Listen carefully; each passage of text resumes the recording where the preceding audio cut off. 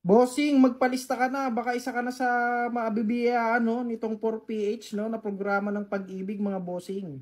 Pambansang pabahay para sa Pilipino, ang target na makakuha ng mga ganito ay yung mga wala pang bahay no, na pag-ibig member. So bossing, baka ito na yon no.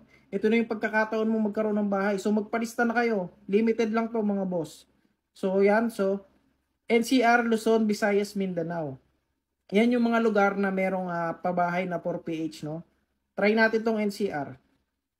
Yan, Deparo Residence. Sa ano yan, Caloocan. Yan, no. Condo siya, no?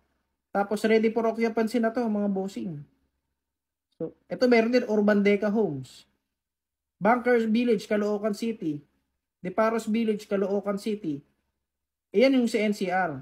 Ngayon, no, magpalista na kayo. Click nyo yan, magpalista na. Tapos, kung makikita nyo sa baba, no, ang required income dito is 11,000. Ang monthly niyan, yung ano na yan, condo na yan, is 4,700. So, mababa lang. So, maganda kasi kay pag-ibig nga to.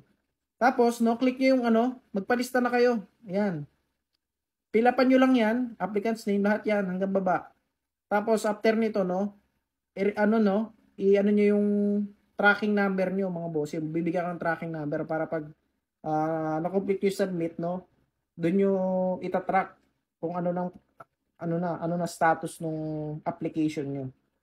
So mga bossing, wag niyo nang palagpasin 'to mga bossing. Napakagandang programa ng pag-ibig 'to, no? At ang target is yung mga wala pang bahay, wala pang housing loan kay pag-ibig.